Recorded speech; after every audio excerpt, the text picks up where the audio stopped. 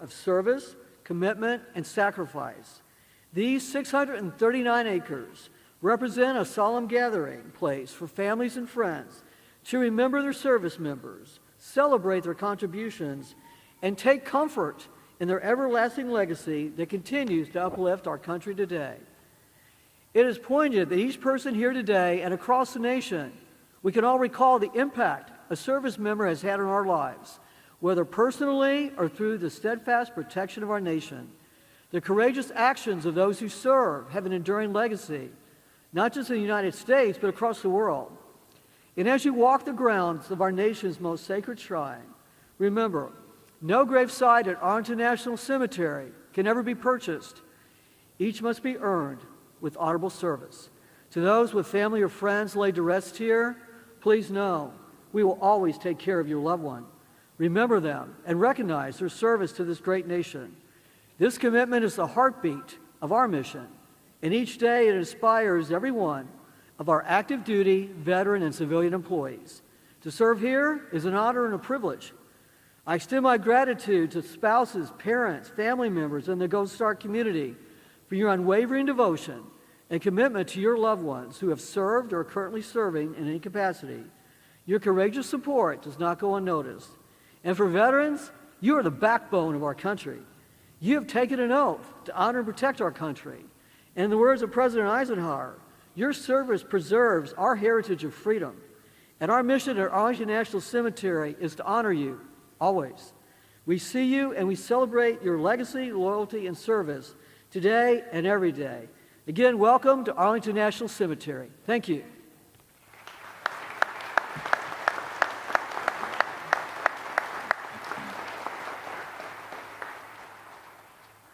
I would now like to introduce our Veterans Service Organization host for 2024, the Fleet Reserve Association. Today on Veterans Day, the Fleet Reserve Association celebrates its 100th anniversary as a congressionally chartered VSO. FRA is dedicated to representing the interests and needs of former and current members of the United States Navy, Marine Corps, and Coast Guard before Congress and other government agencies.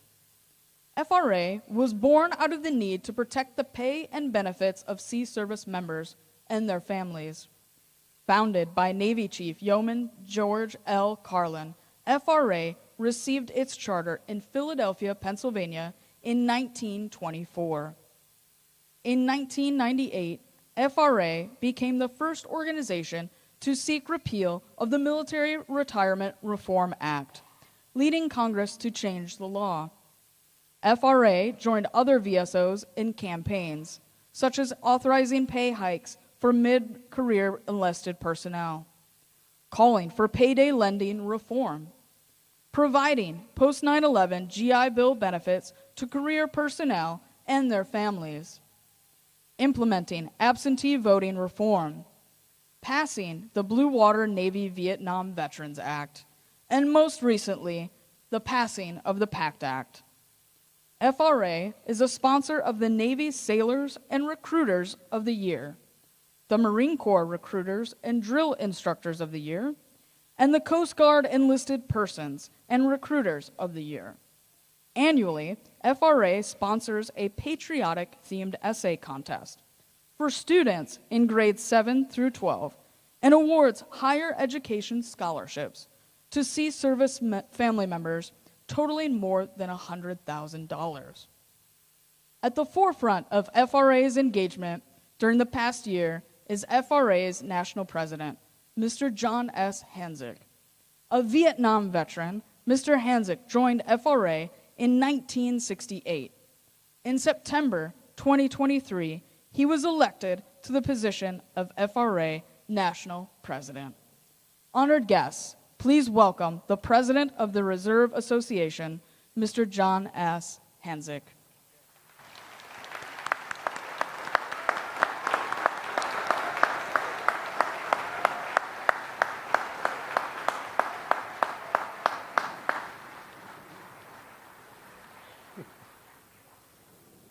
Good morning, everyone.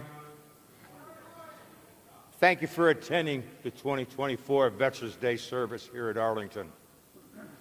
We gather here in these hallowed grounds to honor and give thanks to all our veterans for their service and sacrifice in protecting our great nation. Some of my thunder was stolen a little bit ago, but I'm going to say this anyway.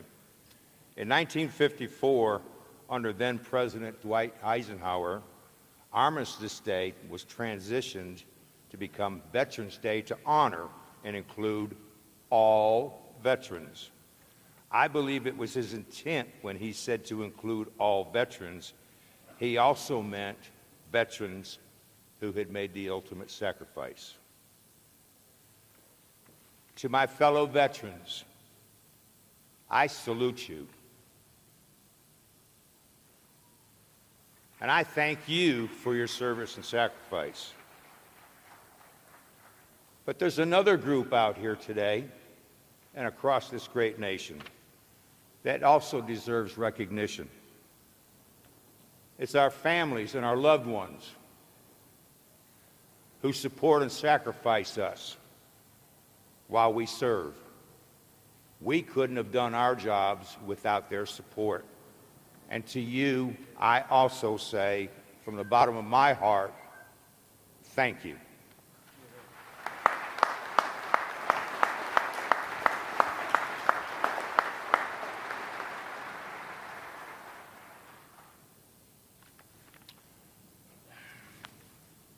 Once again, I'm going to repeat something, but I have to do this because I'm very proud of it.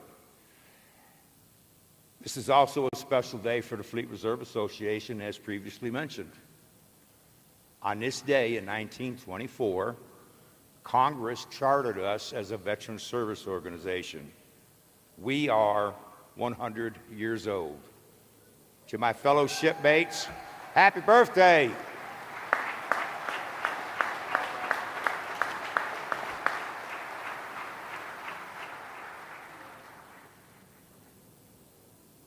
I mentioned to the VA secretary a moment ago before I got up here to speak, never in my wildest dreams did I ever imagine becoming national president, let alone for the centennial, or the honor and privilege to address all of you today. But again, I want to say thank you for attending. God bless our troops. Bring them home safe. God bless our families and their families, and keep them safe. And God bless America. Now I am honored to introduce the host for today's ceremony and our chair for the Veterans Day National Committee and the Secretary of Veterans Affairs, Dennis McDonough. Mr. Secretary. Thank you, John. Thank you, Dave. Yes, you do. Yes, sir. Thank you so much. John, thank you very much for that introduction, for your leadership of the Fleet Reserve Association, and a special thanks to your team for partnering with VA and hosting today's ceremony. Mr. President, Dr. Biden, Madam Vice President, Mr. Emhoff, Ranking Member Takano, teammates among the cabinet members, most importantly, all the veterans, your families, caregivers, and survivors, good morning. In all of America, there is no place more sacred than the ground we stand on today here in Arlington and across our country's national and state veteran cemeteries. Here lie in eternal rest presidents and privates, five-star generals, Medal of Honor recipients, and anonymous heroes known but to God. There are veterans from every American war since the Revolution, including veterans of the wars in Iraq and Afghanistan buried in Section 60. Every new grave dug, every benediction murmured, every tear shed, every solemn commitment to this hallowed ground tells the story of our nation's history. Yet as I look around, I see something else too. I see friends, loved ones, family members of veterans. Some sitting next to their veteran, holding hands, grateful for their presence. Others here to mourn their lost loved one, buried within these sacred hills overlooking our nation's capital. As John just said, military and veteran family members may not wear a uniform, but their courage and sacrifice are profound and worthy of our admiration. Military families endure the hardships of long deployments and training exercises without their loved ones. They pick up their lives and move across the country, even across the globe when their service member gets a new assignment. They selflessly care for the injured or ill service member or veteran when they're unable to care for themselves. So we're here today to honor them as well. I'm thinking of veteran family members like Angela Bell.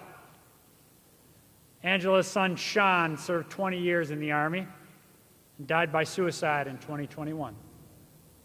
Angela has dedicated her life to helping other families avoid that same devastation. I'm thinking of Cindy and Lee Stover, who've cared for their son, Joe, a Navy veteran, since he was partially paralyzed after a traumatic brain injury. Cindy and Lee show that veteran caregivers are heroes too. I'm thinking of Danny Ingram, Marine veteran, husband to a fellow Marine, Staff Sergeant Eric Alva, the first Marine seriously injured in the Iraq War.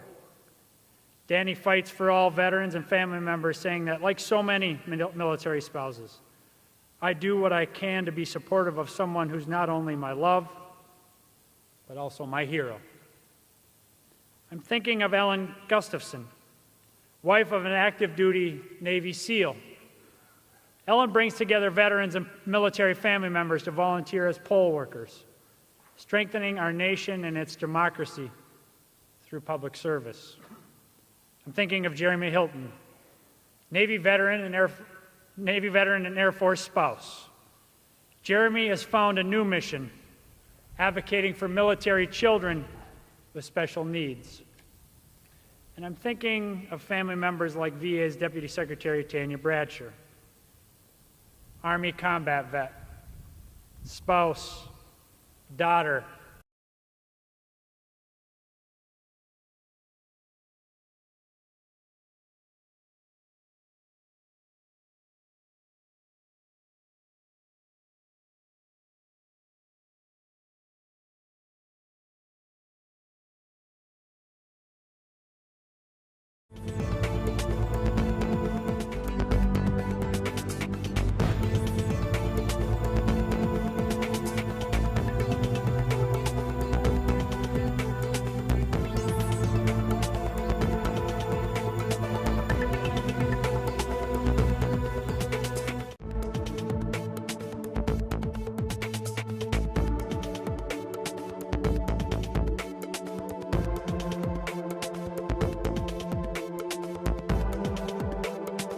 more benefits to more vets than ever before.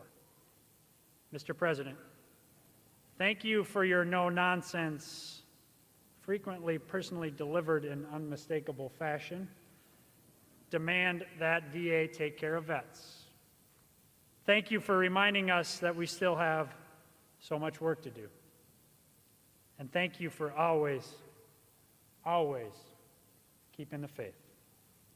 With that, it is my great privilege and my profound honor to introduce the 46th President of the United States of America, Joe Biden.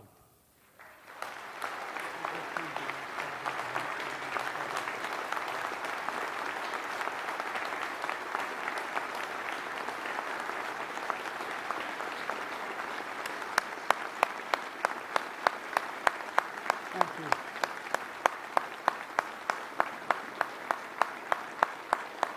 Thank you, thank you, thank you. It's a great honor to be standing here again. Over 160 years ago, during what would become his final days in office, President Abraham Lincoln addressed this nation, and he said, "Let us strive on to finish the work we're in, to bind up the nation's wounds, to care for him who shall have borne the battle." My fellow Americans, First Lady, Vice President Harris, and second gentleman, Secretary Blinken, Austin, McDonough, Mayorkas, Chairman Brown, most importantly, our veterans, service members, and their families. I've said it many times before. I got in trouble for saying it when I was a young senator. I said, we have many obligations, but only one truly sacred obligation. Sacred. To prepare those we send into harm's way and to care for them and their families when they return home and when they don't. It's an obligation, not based on party or politics, but on a promise that unites us all. And today, as we strive on to finish the work of our moment, to bind the nation's wounds once again, we commit and recommit to this sacred vow. This is the last time I will stand here at Arlington as Commander-in-Chief. It's been the greatest honor of my life to lead you, to serve you, to care for you, to defend you, just as you defended us, generation after generation after generation. You are the greatest fighting force, and this is not hyperbole, the finest fighting force in the history of the world. I'll never forget standing at Valley Forge, where our nation's first soldiers laid down their lives to deliver a nation where everyone is entitled to inalienable rights, life, liberty, pursuit of happiness. And I'll never forget walking the hills of Gettysburg, where thousands more shed their blood to make those words real. I'll never forget in Belleau Woods, visiting there to pay tribute to the heroes who stepped on that beach, or standing in the cliffs of Normandy 80 years after D-Day to honor the service members and veterans who literally saved the world with absolute heroism. Just standing there, you wonder how in God's name did they have the courage to do what they did. I'll never forget visiting bases in Korea, where America's sons and daughters answered a call to defend the people they had never met. For paying my respects in Hanoi, where so many of our troops defended democracy, including my friend and once worked for me, Senator John McCain. I'll never forget my trips to Afghanistan and Iraq, where tour after tour, young men and women served and sacrificed to keep our nation safe. 4 presidents faced a decision after we had gotten bin Laden whether to end our longest war in history in Afghanistan. I was determined not to leave it to the 5th. Every day I still carry a card with me, my schedule every single day for the last 10 years. On the back of my schedule it says, U.S. daily troops in Afghanistan. U.S. troops died in Afghanistan as of today, 2,465. Troops wounded in Afghanistan, 20,769. U.S. troops, Iraq, died in Iraq, 4,620. Wounded in Iraq, 32,766. Ladies and gentlemen, this is my duty as president, but also as a parent. Like many of you, our son Beau Biden deployed to Iraq for a year with the Delaware National Guard. I still remember the day he asked me to pin his bars on him. He stood ramrod straight. How proud Jill and I and our entire family felt.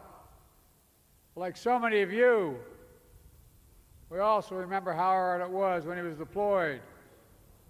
Empty seats at the dinner table, missed holidays and birthdays, prayers of hope and worry, repeated every morning and every night. Just as we ask everything of our veterans, we ask everything of their families. The English poet John Milton wrote, and I quote, "They also serve who only stand and wait as so many of you have. So for all the military families, to all those with a loved one still missing or unaccounted for, to all Americans grieving the loss of a loved one who wore the uniform, Jill and I want you to know we see you, we thank you, and we'll never stop working to meet our sacred obligation to you and your families. Jill and I, Doug and Kamala, our entire administration, are proud of our work for the past 4 years. Together we passed more than 30 bipartisan laws to support our veterans and their families, caregivers, and survivors. We brought veterans' homelessness down to a record low. We delivered more benefits to more veterans than any ever before in VA history. We've invested record resources to reduce the scourge of veteran suicide. We took action to protect veterans from scams because no veteran should be defrauded by those they defended. All these actions are vital, but I'm particularly proud of finally passing the PACT Act.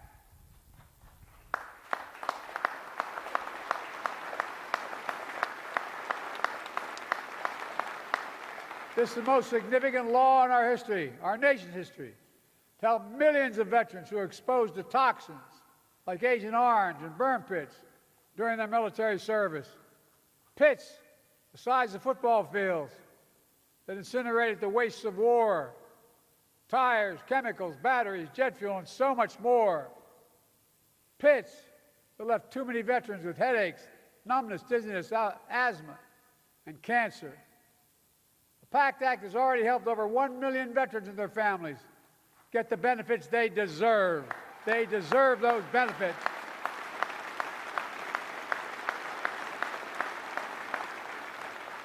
Today, I'm proud to announce that the VA will expand the number of cancers covered under the PACT Act. And to all veterans who served at K2 Air Base in Uzbekistan, constantly surrounded by toxins, we want to honor you. We want to have your back, just like we did in Agent Orange, just like we're going to rule to make sure you don't have to prove your illness as a consequence of your service, which is often too hard to do.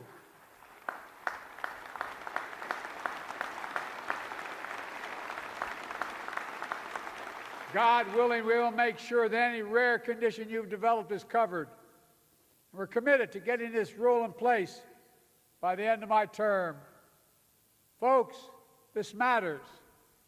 Too many of our nation's veterans have served only to return home to suffer from permanent effects of poisonous chemicals. Too many have died, like our son Bo and like Sergeant First Class Heath Robinson, for whom the PACT Act was named. A couple years ago, after I signed the PACT Act, I handed a pen to his daughter, Braylee. She and her mom are with us today. I don't know where you are, but God love you. There they are. Stand up, ladies.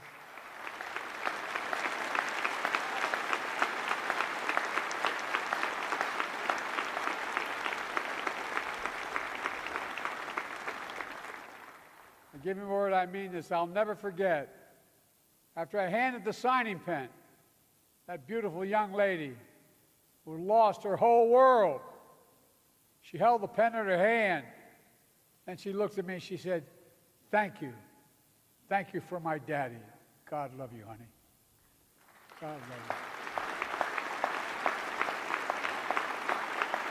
But I don't think she was just thanking me. She was thanking all of you here, all of us, everyone who fought hard and came together to keep our promise to our veterans, to keep the faith. My fellow Americans, we stand here today, we think about all that our veterans have given to our nation, serving and sacrificing in uniform, just as they serve and sacrifice here at home, as educators, firefighters, law enforcement officers, construction workers, entrepreneurs, business leaders, doctors, nurses, elected leaders, and so much more. And just as they routinely put aside differences to work together, this is the moment. This is the moment to come together as a nation, to keep faith in each other, The world is dependent on each of you and all of us, all of you, to keep honoring the women and the men and the families who've borne the battle, to keep protecting everything they fought for, to keep striving to heal our nation's wounds, to keep perfecting our union. We're the only nation in the world built on an idea. Every other nation is based on things like geography, ethnicity, religion. But we're the only nation, the only in the world, built on an idea. And that idea is we're all created equal, deserve to be created equal throughout our lives. We haven't lived up to it every time, but we've never walked away from it. Even when it's hard, especially when it's hard. And today, standing together to honor those Americans who have dared all, risked all, and given all to our nation, we must say clearly, we never will give up. God bless our veterans and their families. And may God protect our troops today and always. God love you. Thank you so much.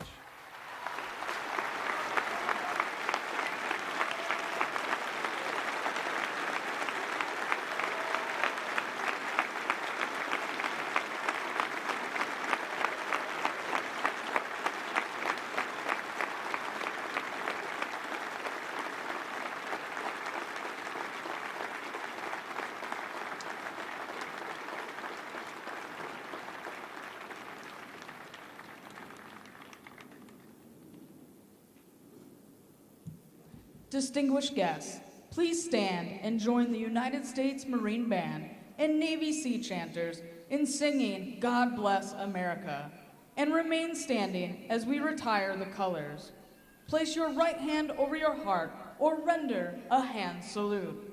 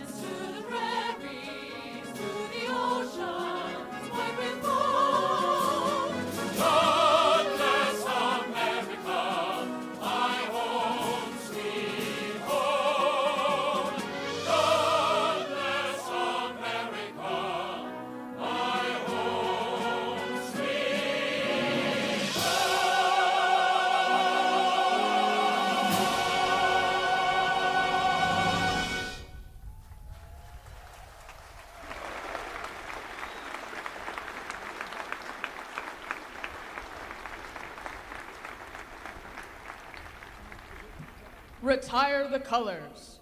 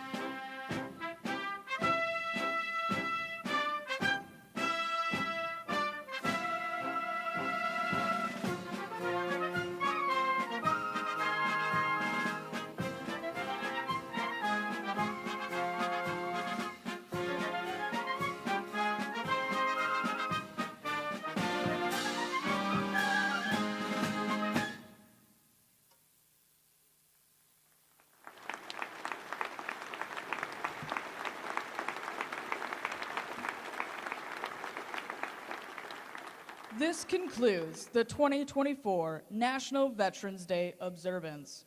Please be seated for the departure of the President of the United States and the official party. Thank you for joining us today to celebrate and honor all who serve.